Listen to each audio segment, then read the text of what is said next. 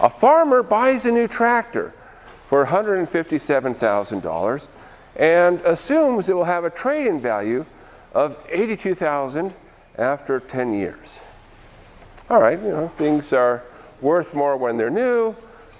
They're worth less after time. And so we call this depreciation.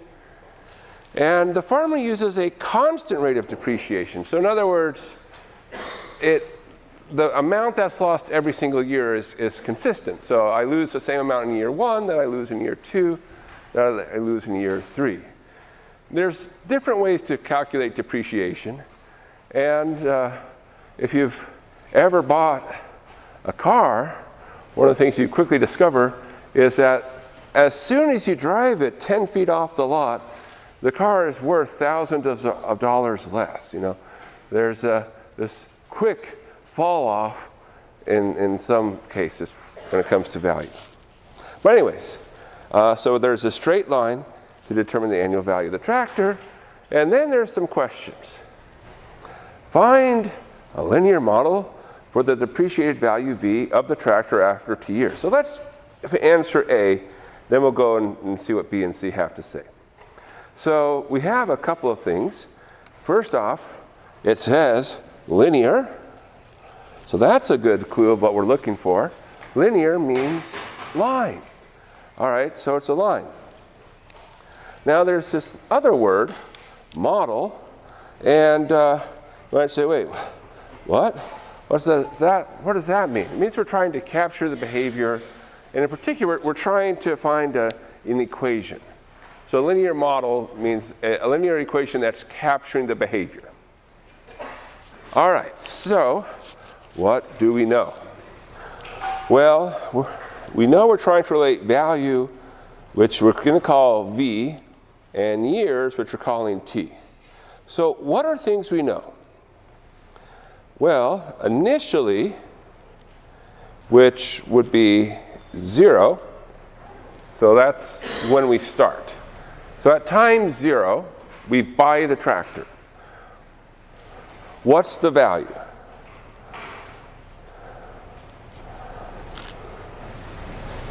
Do we know?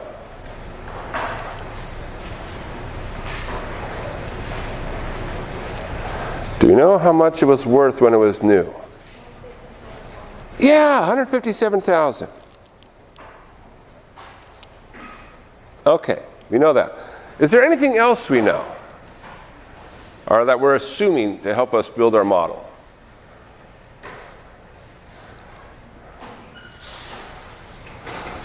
Anything else? Anything else that might help us here? Anything? Oh yeah, 10 years. Yeah, we have this other piece of information. At time equals 10, so that's 10 years later, the value, and when we can read it off, is 82,000. So in other words, we have sort of 2 data points. Now this is useful because what kind of structure are we trying to make?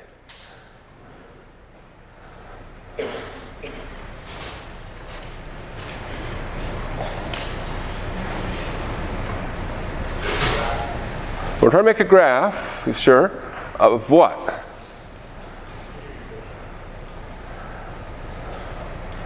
I'm thinking of a word. Of a line. We're trying to make a line. Well, how much information do you need to make a line? Well, there's a couple ways to make a line. But one of the easiest ways to make a line is to think about 2 pieces of information. So we're going to plot, we'll have T and V. There's nothing special about X and Y. It's just convention. You can use whichever symbols you want. I like to put T as I think that's the one that's I like to call it the one that's driving the action, the dependent one, or sorry, the independent one. All right, so we know at time 0, we have a data point, 157,000. And at time 10, we have a second data point, which is 82,000. So 2 points a line does make. we just do our best to try to draw a straight line. But there we go. All right, now, that's not the model, that's the graph. We really, when we talk about model, we want the equation. So if we want to get an equation, we want to write our situation in the form v equals, and then over here, this side will be stuff with t. Now, stuff is a very technical math term, but I think you understand where I'm going with that. All right, so that's what we're shooting for. Now, do we have what we need? Well, what do we need now to make this formula?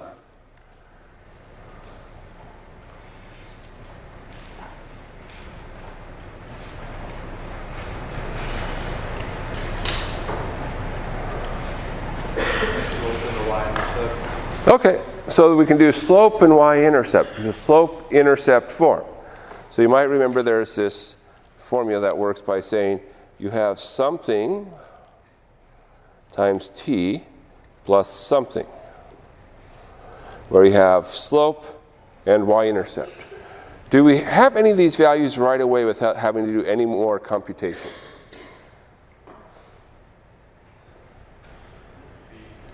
We do know b. Now, you might say, that's not a y-intercept, that's a v-intercept, but it's the same idea. It's where we cross this axis. And we cross it at 157,000. So what we need is slope. Well, we have 2 points. So we have a formula for slope given that we have 2 points.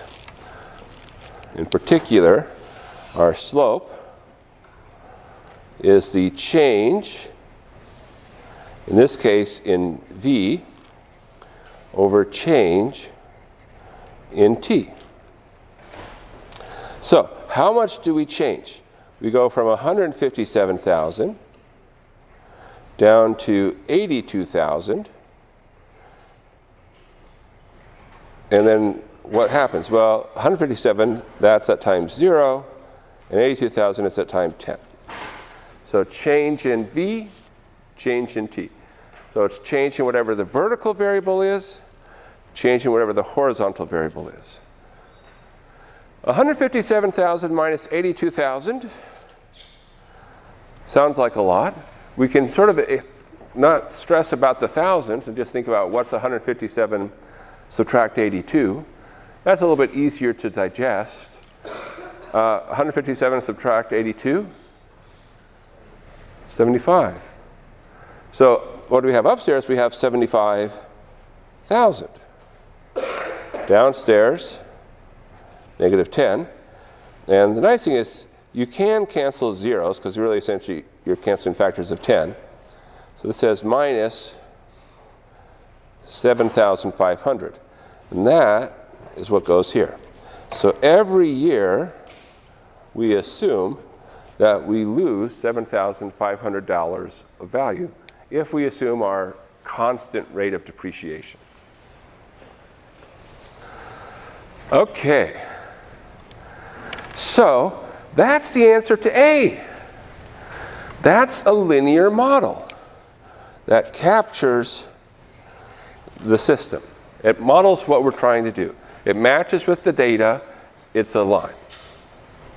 So now we're ready to go on to parts B and C, and hopefully they need a lot less space because I used up quite a bit of space here. What is the depreciated value after 6 years? So notice we know the answer after 10. So we're saying, hey, go to 6. So in terms of the picture, we're trying to find this number, right? It's like if I plug 6 in, that's the point on the line. What's that value? It'll be somewhere between 157,000 and 82,000. Do we know which one it's going to be closer to? Before we even do the computation, is it closer to 157,000 or is it closer to 82,000? So the 82,000. Because 6 is more than halfway there, right? it's gone over half of the depreciation. So yeah, we're going to be closer to the 82. So how do we answer this question?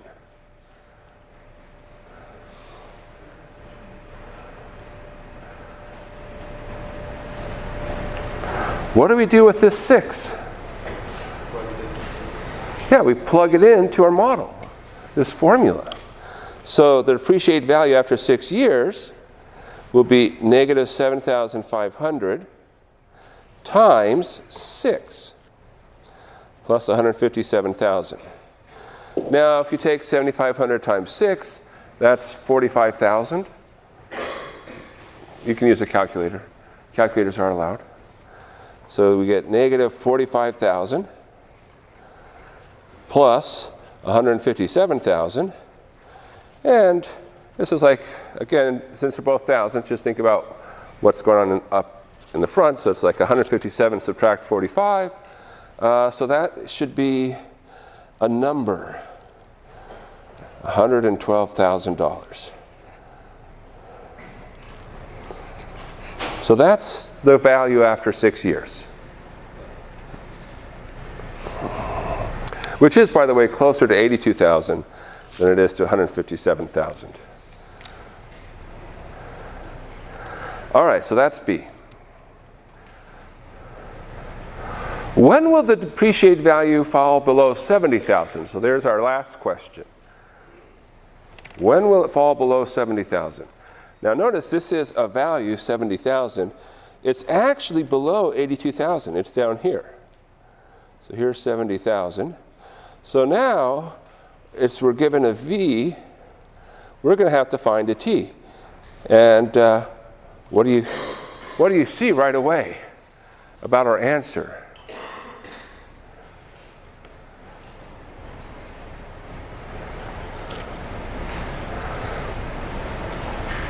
Having done no computations, can we say anything about the answer for C?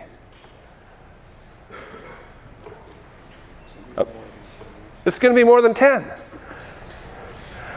Because it's worth 82,000 after 10 years, so it's got to lose even more money or more value. So how do we do this?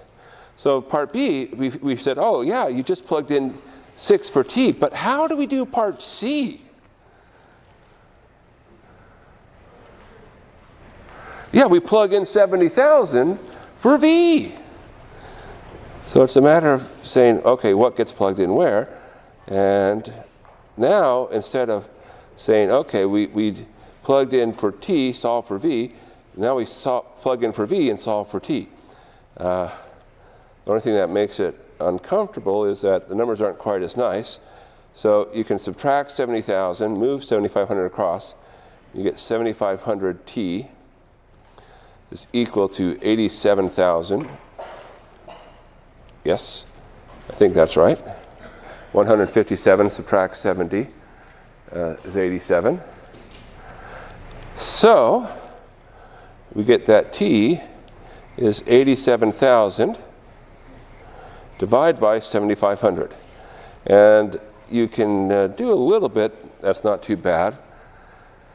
Unfortunately, I don't think we can get all the way there. Well, let's see. Can we almost get all the way there?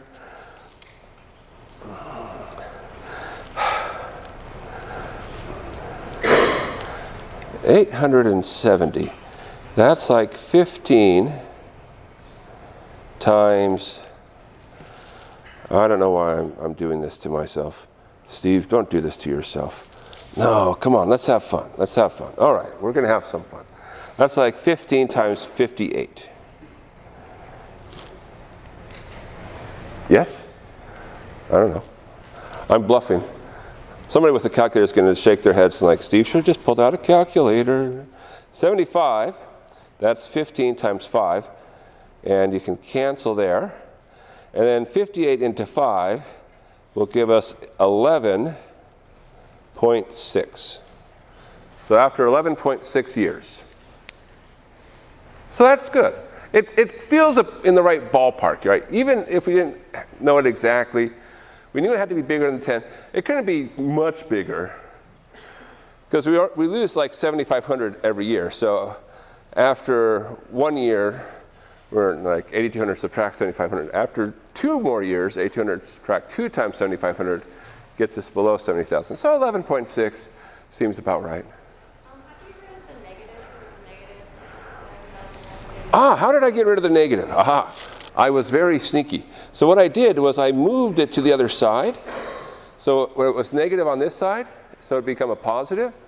And then this moved over on that side. So it's a matter of just saying, I like to have a positive number in front of my variable. So I was moving things around so that would happen. You don't have to do this in your head. Use a calculator. You don't get extra credit on the exam for like, I'm not going to use any calculator. No, don't do that. Okay, any questions about this problem?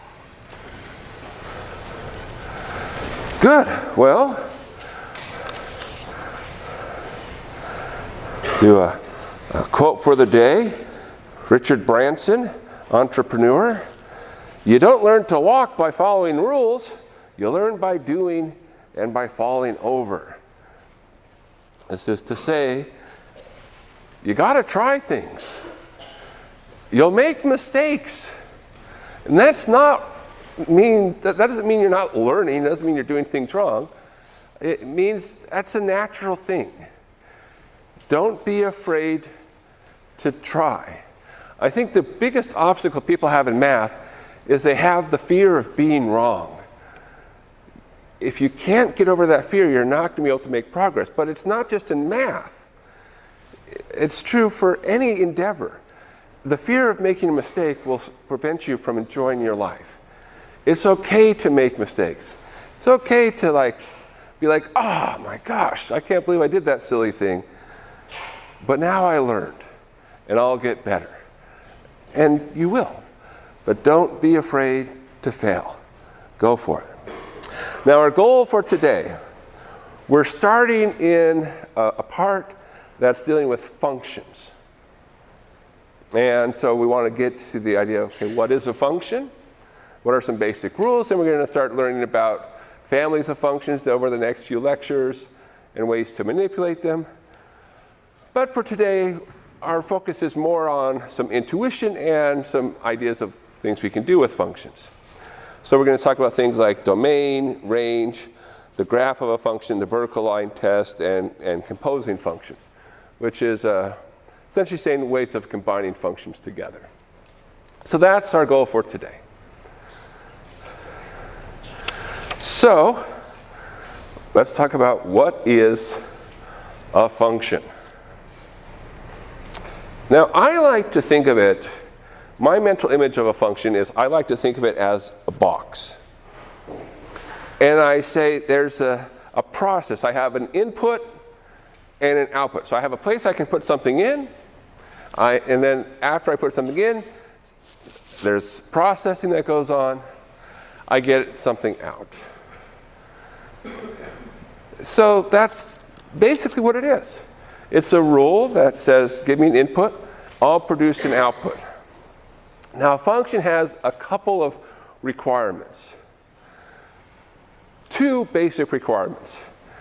Every input has to be associated with a single, unique output. So I can't put in one thing and get 5 things out. I have to put in one thing and get one thing out. But the other thing is it needs to be consistent. If I put 2 into my function today and I get 7 out, and then I come back next week and I say, okay, put 2 in again, what needs to come out?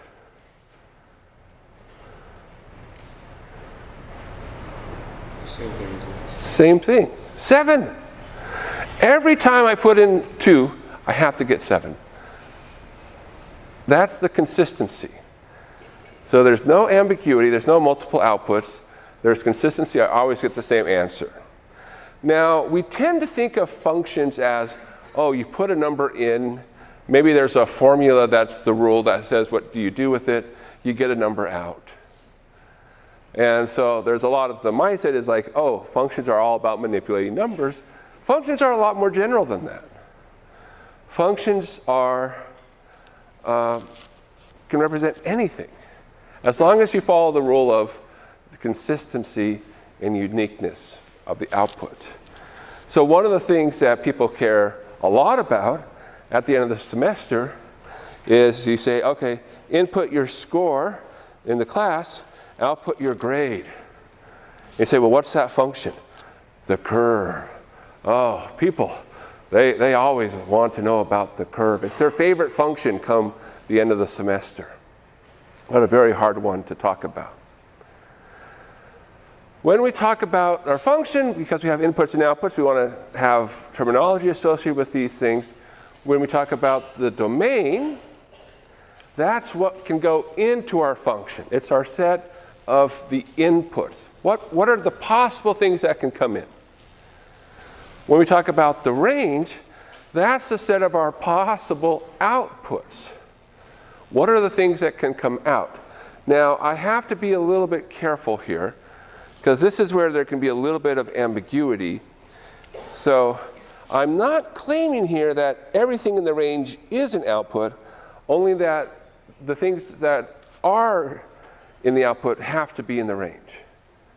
So there's another technical term out there called codomain. I don't think our book goes into that, that's the output.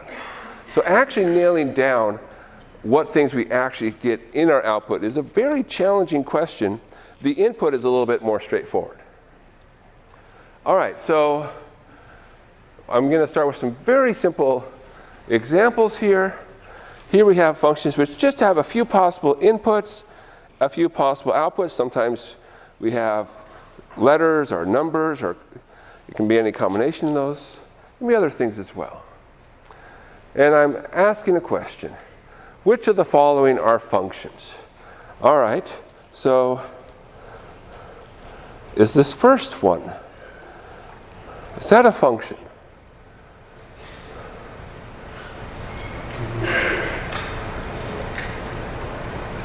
Good news is, you have a 50-50 chance.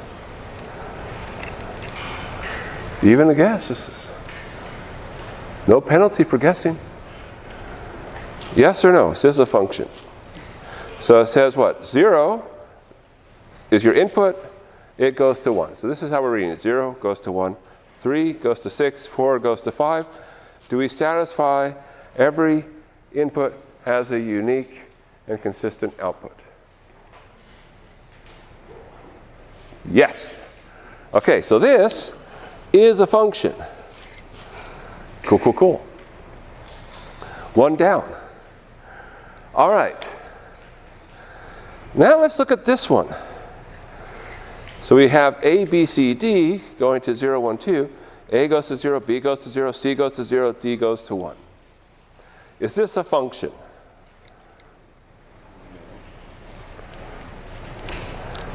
What are some concerns people have? Is the fact that we hit 0 multiple times a problem?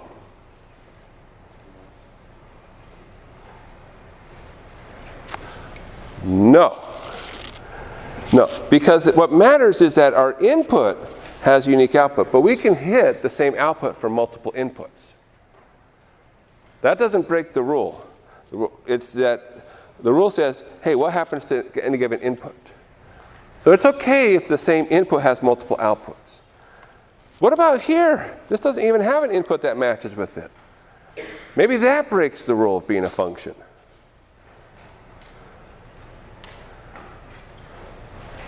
Well, these are possible outputs. There's no guarantee it's an output. The question, does everything in your domain hit a unique value in the output? Answer is yes. Is this a function? Yes.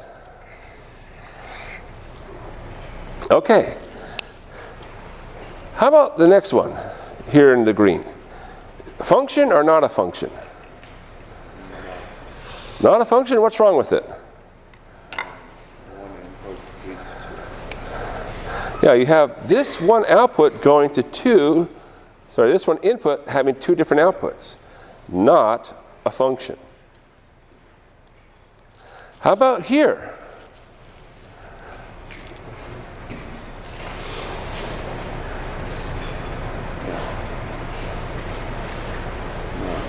No? What's wrong? The C input. It's okay that A has, over here, has two things coming into it. The problem is that C has two things going out. So you can't have two different outcomes. So that's not a function. Our last one.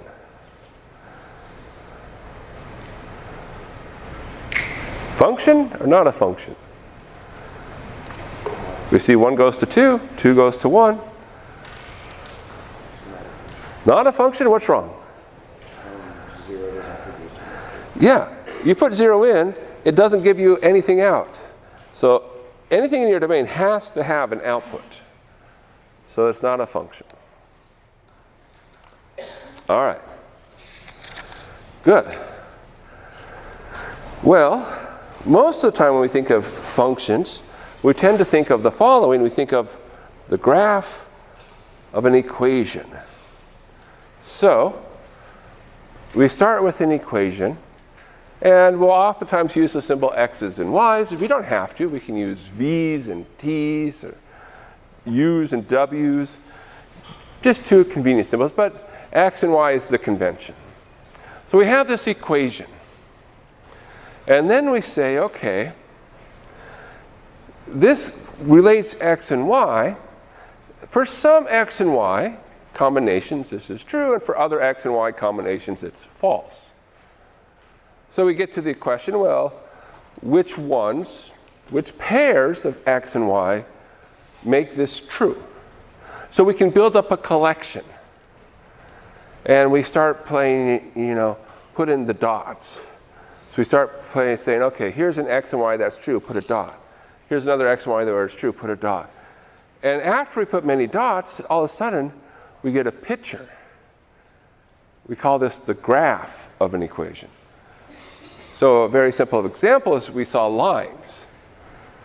So here's a line, y equals 2 plus x. If you were to sit down and put in every single x and y where that's true, you get the picture of the line. Y-intercept is 2, slope is 1. Well, you can do more complicated equations. Here's y to the 4th equals x squared. Down here you get y equals x cubed minus x. That's a fun one. This one's a fun one. This is x squared plus y quantity squared equals x squared plus y squared. Maybe not one you see very often, but it turns out it makes a nice shape. This is called a cardioid. And you can imagine it's called a cardioid because it kind of looks like a heart. So back in the day, a long time ago, I was a college student, your age. And at my school, for Valentine's Day, we had a school newspaper. It actually was print newspaper. That's how long ago it was. And you could put a little tiny, 2-sentence, message to your significant other. And so I said, oh, this will be fun. And so what I did, because I was a nerd, that's true, but I essentially said and I gave a formula equivalent to this. I blank you. And then, what does it mean? It formed the shape of a heart. Romance. Well, it worked out. We've been married now almost, 20 years, so it can work for you too, maybe. Don't underestimate the power of math when it comes to matters of the heart. Okay, so anyways, we can have this idea. Now, some of these equations correspond to functions. And oftentimes when we think of, what is a function, we usually think of it in terms of the following, where we say y equals some unique expression in x. So like y equals 2 plus x, y equals x squared. So this expression in x, that's the machinery that says, oh, give me an x and I give you a number. So those tend to be functions. So y equals 2 plus x and y equals x cubed minus x certainly have this form. Now, there's a question. If I see the graph of an equation, is there a way to tell whether or not it corresponds to the graph of a function? And there is. And it's called the vertical line test. It's a very nice test. And has the name of the test, it's a big hint what to do. It involves vertical lines, right? Because it's the vertical line test. So what does the vertical line test say? Well, it says, start with your graph, and now draw a vertical line. And the question is, how many times do you hit the graph? Now, in this case, I hit it once, but maybe a different line, also once. And the question here is there any vertical line that hits it more than once? So, if there is any vertical line that hits it 2 or more times, it cannot be a function. If every vertical line hits it at most once, it is a function. Is this a function in terms of the vertical line test?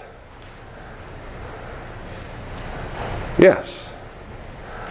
How about this one? Is this a function in terms of the vertical line test? No. Because there are places, almost all of them, not all of them, but there are places where you hit twice. Now, let's think about this. Why does this tell us it's not a function? When we hit a vertical line, that says you're specifying an x value. So vertical lines look like x equals a. So we're thinking of x as our input. So we're saying, okay, if it were a function, the x equals a, saying what happens when you plug a in? And this is telling you, oh, if you plug a in, you get 2 outputs. But what's true about a function? If I plug in a into a function, how many outputs can I have?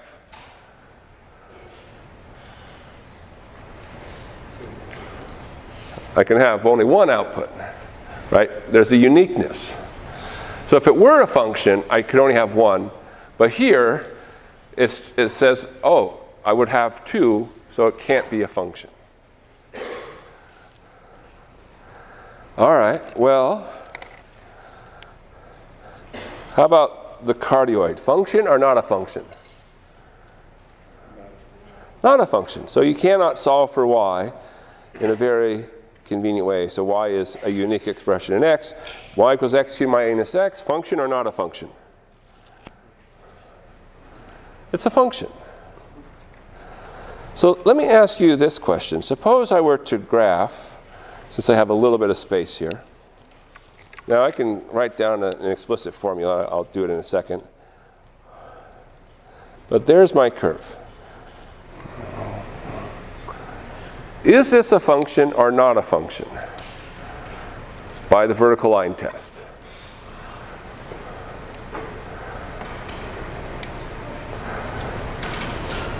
And you might ask, why am I bringing this one up? How many times do you hit this curve, say with this vertical line? Once, so that's a promising thing. Of course, one vertical line, a test does not pass. But how many times does this vertical line hit it? It doesn't. Now, is it okay for a vertical line to miss and still be a function? And if so, why is that okay? So it is okay for a vertical line to miss, because you notice we underline the word at most once. 0 is included. So if I'm missing it, what is that telling me about this value of x? So say this is x equals b. What is that saying about that particular value for x?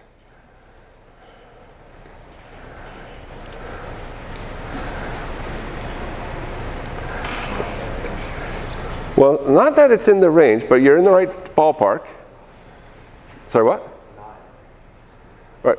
But think of x. X is the inputs. What do we call our inputs? The range deals with outputs. So it's not in the domain. Yes.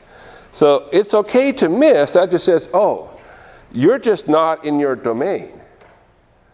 So not all functions use all of the whole line. It might use just a part of the line. This, by the way, is the function y equals the square root 1 minus x squared. You might say, it kind of looks like the top half of a circle. And that's because it's the top half of a circle. Oh, true story, true story. All right. So there's our vertical line test. Okay. Now, we mentioned finding the domain, or at least the domain. When we talk about the domain, it's like, what can you put in? And usually the way you find your domain is you say, let me look for my problems. Because we're going to spend most of our time dealing with functions which are equations, we say, okay, what kind of problems can we have? What are some bad things that we could be doing using the things that we've learned so far? Well, the two bad things that we've learned so far, you should not divide by 0. Dividing by 0 raises issues, multiple issues, depending upon the situation. The other thing is we've talked about square roots. In this class, we're keeping it real. And since we're keeping it real, you can't take square roots of negative numbers. So you say, okay, those are my problems. So I just need to avoid those. And as long as I avoid those, life is good. Life is wonderful. All right. So, some questions. Find the domain of the following functions. So again, which values of x can you plug in so that you get something out?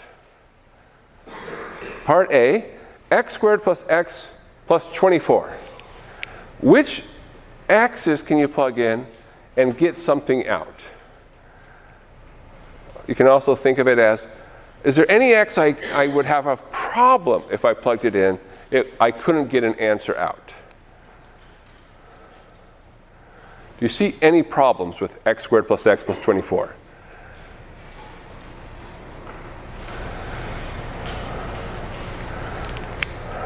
No problems. No problems. This is sort of like one of the themes we have in math, and we teach this to the calculus students. We love polynomials. They're great functions. So what's the domain? The domain is all x. Because no matter what x you plug in, I can square it, I can add itself back in, I can add 24, and I'm like, here's a number.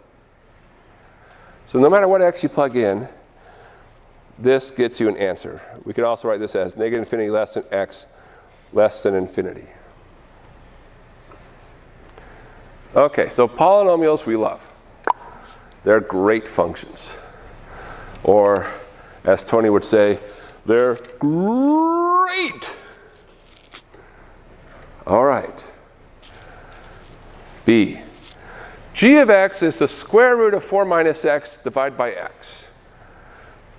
Okay. We go back to our questions. Are there any things we could plug in and be like, I don't want to do that. Don't want to do that. 0. We would not want to plug in 0 because that would put a 0 downstairs. We do not want to do that. Okay, so we definitely know we don't want 0. Anything else that we might be concerned about? We can do a particular number, or you can say a range of numbers. Okay, greater than 4. So like 5. Let's just think about 5. 4 minus 5 would be negative 1. And then we'd have a square root of a negative. So here what we can do is we can say, well, since there's a square root, we need to make sure that what's inside the square root, it has to be positive, or, well, it has to be greater than or equal to 0. So this is the same as 4 is greater than or equal to x, or x is less than or equal to 4. So what's true? We need, if we draw our number line, we can't have 0. So 0 is out. On the other hand, we have to be everything less than or equal to 4. Any other problems we have besides the two we've mentioned so far?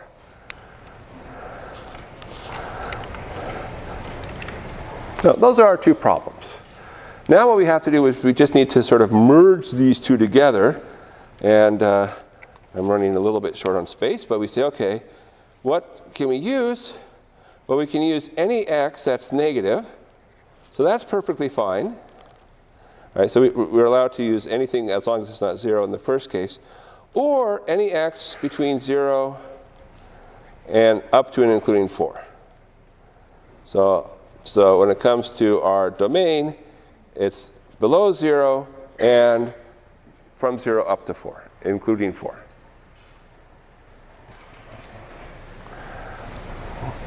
All right, our last one. No division here, but we see square roots. So what does this first square root tell us we need to do?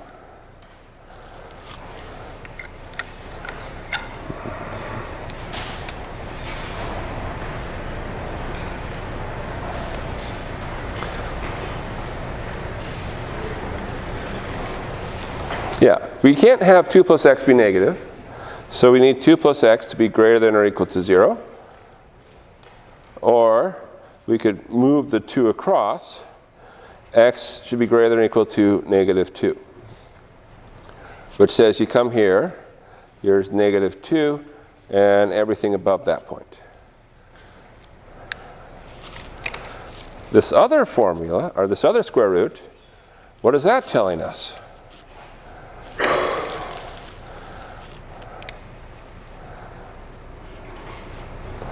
Well, similar idea. The input has to be greater than or equal to 0.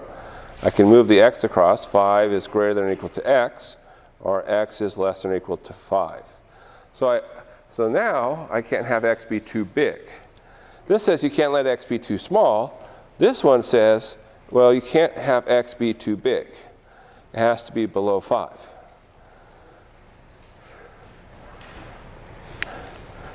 Now what we do is we say, well, we need both things to work. So if we overlap these, what do we get?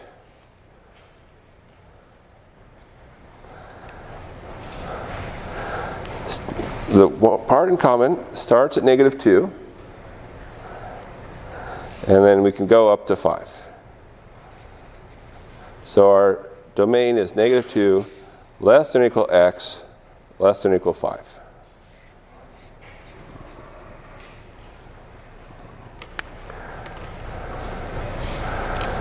Last thing for today.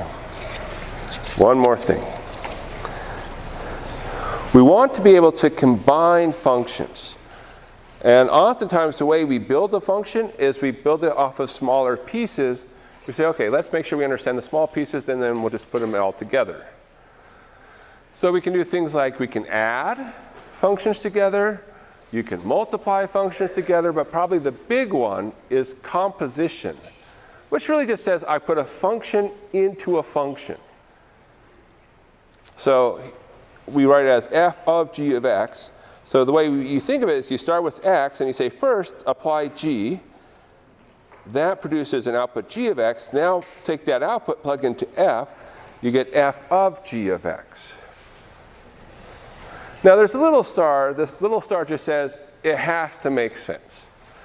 So what do I mean by that? Well, for instance here, the output of the g of x has to be compatible with the input into f. So that's what I mean. So let's just do a few of these really quickly because we have a couple of minutes. So I have two functions, square root of 1 plus x and x cubed. And then I say, well, let's look at ways to put these together. Suppose I want to take f of x plus 2g of x. What would that look like? Well, f of x plus 2g of x. Yeah, that's not so bad. How about f of x times g of x? What would that look like? F of x times g of x. Okay, not too bad. F of g of x. This is where I want us to think about, because I really want us to get here. I like to think of these, I like to call these onion problems, because it has layers, right? And tiers may or may not be involved. When you're working through this, I like to work from the inside out. What do we know g of x is? G of x is x cubed. So this is f of x cubed. Now what is this saying? It says you're plugging something into f, but now we're not plugging in x, we're plugging in x cubed. F is a rule. So see how it says f of x equals 1 plus x? It really means f of whatever I put into it is equal to square root of 1 plus whatever I put in. So I'm putting in x cubed. So this says, okay, put square root of 1 plus whatever you're putting in, so you get 1 plus x cubed. Last one for today. We'll stop after this one. G of f of x. So this is g of, and f of x is square root of 1 plus x. But again, g is just saying, hey, when we say g of x equals something, it really says g of something. Just says whatever you plug in, cube it. What are we plugging in? Square root of 1 plus x. So what do?